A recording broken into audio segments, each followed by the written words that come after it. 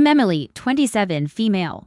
And he cheated on me, so I let his new girl discover everything on her birthday. It's a story that still feels like a bad dream, a sharp, bitter memory of a life I meticulously built with James, only for him to tear it down with careless lies. For 3 years, we were a unit. We talked about moving in together, about quiet weekends in a little house with a garden, about our shared dreams. He was a rising star in the tech world, ambitious and captivating. And the first, a freelance illustrator, was utterly devoted to him. But even then, looking back, the subtle shifts were there. Tiny cracks in the facade I was too in love to notice. His phone, once an open book, became a fortress. It was always locked, always face down on tables if I innocently reached for it, perhaps to check the time or quickly search for something. He'd snatch it away with a practiced ease, a dismissive chuckle. Work stuff, babe. Can't have prying eyes. I remember one evening while he was in the shower, his phone buzzed with a notification. It was a message preview, counting down the days. Can't wait for our trip.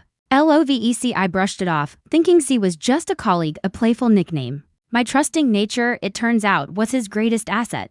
Then there were the late nights and vague excuses. He started having more mandatory client dinners or unexpected work emergencies that kept him out until the early hours. He'd come home tired, sometimes smelling faintly of a perfume that wasn't mine, or with a flimsy story about a new tech launch or an investor pitch. I remember one time he came home at 3 a.m., claiming his car broke down miles away. But his shoes were spotless, not a speck of mud or dust. When I gently questioned him, he'd turn it around, making me feel paranoid or insecure. You don't trust me, Emily, after everything we have. His wounded expression always worked. A third, more painful memory involves our plans for the future.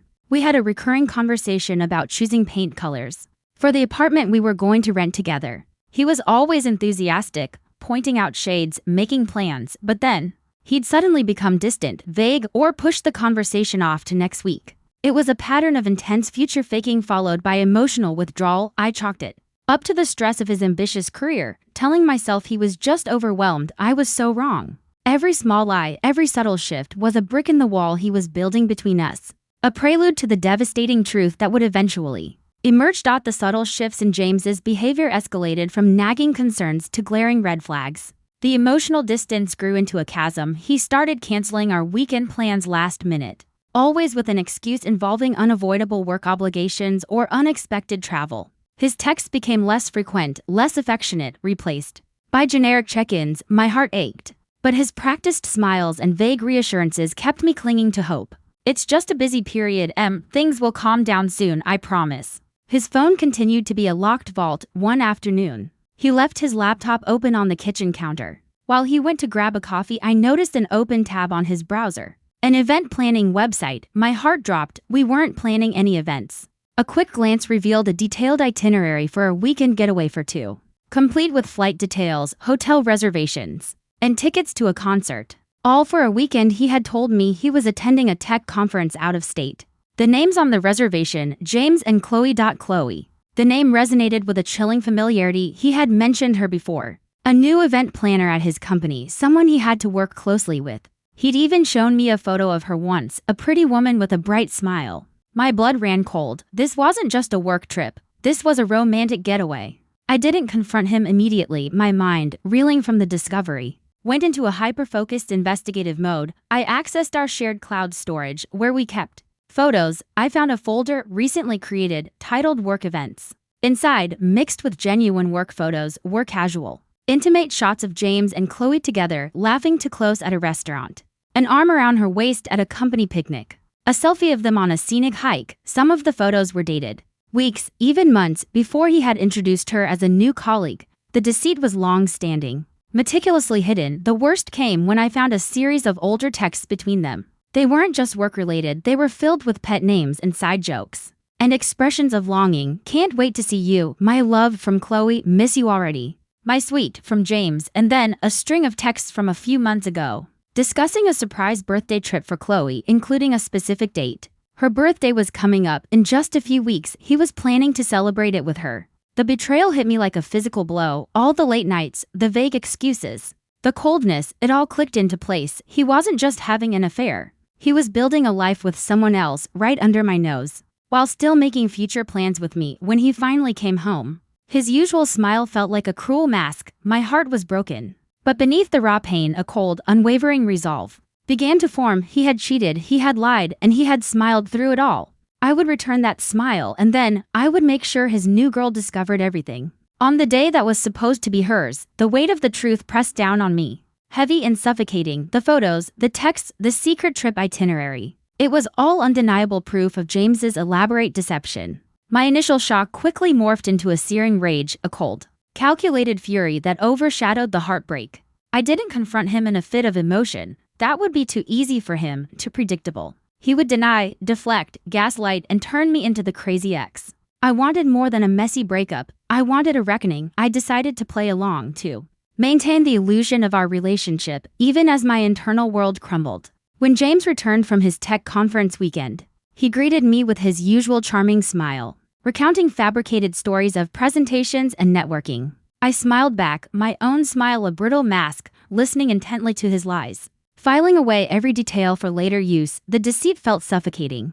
But it was necessary for my plan. The planning became my sole focus. Chloe's birthday was fast approaching. A date I now knew was deeply significant to them. It would be the stage for my unveiling. I meticulously gathered all the evidence, creating a digital file of screenshots, photos, and a clear timeline of James's double dating. I even managed to discreetly record a few of James's phone conversations, where he spoke affectionately to Chloe, not knowing I was within earshot. His voice, once a comfort, now sent shivers down my spine. The most crucial part was the delivery. I considered various methods, discarding anything too direct or confrontational. I wanted Chloe to discover the truth herself in a way that left no room for doubt or denial. And ideally, in a public setting, I started following Chloe's social media, observing her patterns. Her friends, her favorite places. I discovered that her birthday celebration was going to be a brunch at a trendy restaurant, followed by a surprise party later that evening, planned by James. The surprise party. That was it, the perfect stage. It would be filled with their mutual friends, people from his work,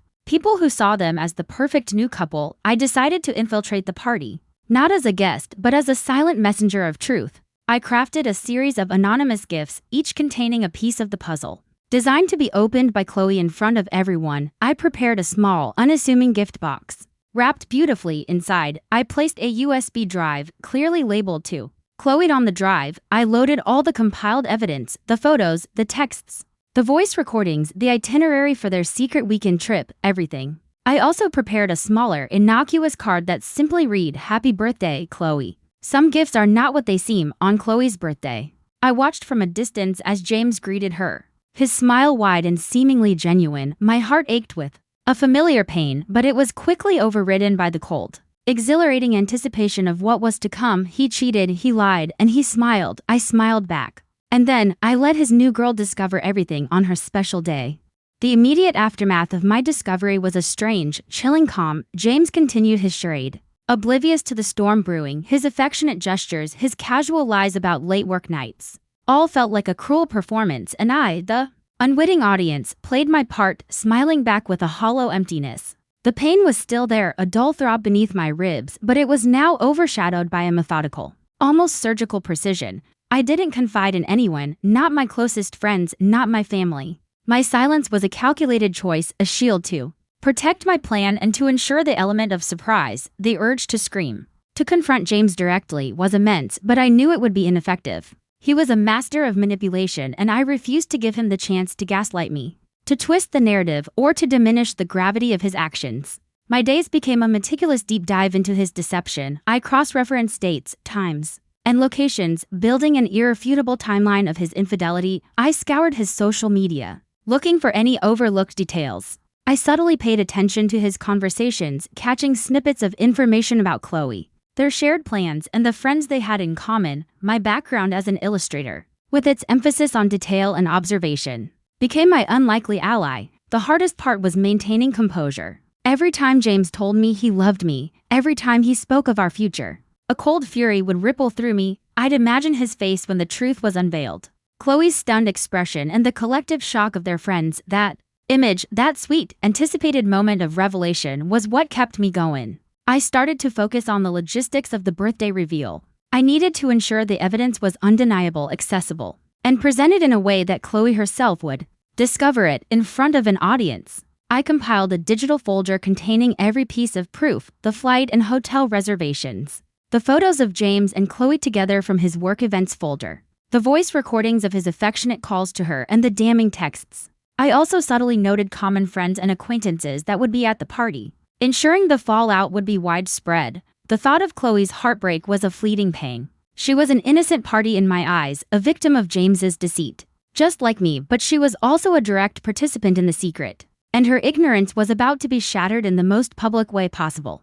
This wasn't just about James, it was about the ripple effect of his lies. The birthday party, meant to be a joyous celebration, would become the stage for a dramatic, unforgettable unmasking. The anticipation was a cruel yet exhilarating companion. The day of Chloe's birthday dawned, bright and deceptively cheerful. My heart hammered in my chest. A drumbeat of anticipation and a grim satisfaction. I meticulously prepared the final touches of my plan. I had purchased a beautiful, seemingly innocent gift bag filled with tissue paper at the bottom. Nestled amongst the fluff was a small, elegantly wrapped box. Inside, on a neatly folded card, were the words, "Happy birthday, Chloe. Some gifts are not what they seem. Look inside," and beneath it, a tiny, clearly labeled USB drive. On the drive, I had loaded my entire meticulously organized dossier of James's deceit, the timeline, the photos, the texts, the voice recordings, the travel itineraries, and even screenshots of James's dating app profiles that he had used before meeting me, but which were still active and used for contact with Chloe and likely others. It was a complete, undeniable narrative of his double life. I knew the party was a surprise, held at a chic downtown lounge that Chloe had mentioned loving.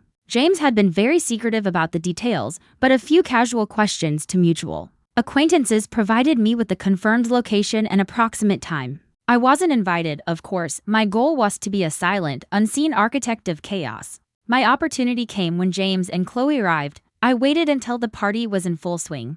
The music loud, laughter echoing, and the main gift opening session was about to begin. I chose my moment carefully, disguised with a large hat and sunglasses, blending into the crowd near the entrance. I discreetly placed the gift bag on the table where the other presents were piled, near the area where Chloe was sitting with James and their closest friends. It looked like any other gift. Then, I slipped away, finding a vantage point from a distance. Watching, the atmosphere was vibrant, full of celebration. Chloe, radiant in a stylish dress, was surrounded by her friends and James, who was beaming, playing the devoted boyfriend to perfection. The gift opening began, a flurry of tearing paper and exclamations of delight.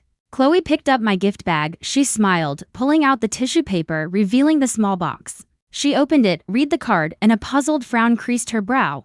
Her eyes flickered to James, who was laughing at a joke made by a friend, oblivious. Chloe then pulled out the USB drive. Her friends, curious, leaned in. "What is it, Chloe?" someone asked. "Just a USB drive, it says," to Chloe, she said, a little confused. She plugged it into a nearby laptop that was being used to play music. The screen flickered, then displayed my meticulously curated folder labeled, "The Truth About James." A hush fell over the immediate circle of friends. Chloe clicked on the folder. The first thing that appeared was a side-by-side photo comparison, a photo of James kissing me, dated 2 months prior, right next to a photo of James kissing Chloe, dated the same week. Then came the timeline, highlighting his overlapping commitments and the excuses he gave us both. As Chloe scrolled, the images and text messages became increasingly damning, affectionate texts to me, then to her, within minutes of each other. The voice recordings played softly enough for those around her to hear.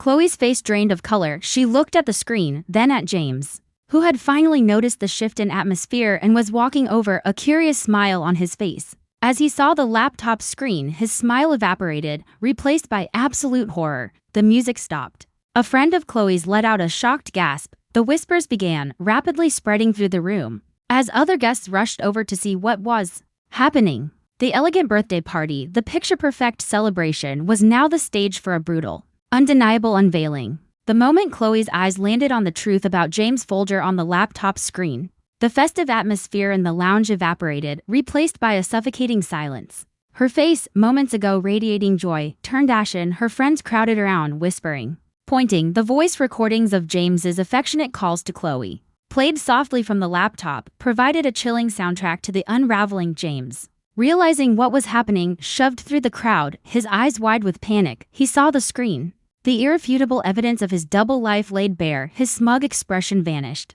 replaced by a mask of horror and disbelief. "What is this, Chloe?" he blustered, trying to snatch the laptop. But Chloe recoiled, pulling the laptop away, her eyes filled with tears and a searing betrayal fixed on the screen. "James," she whispered.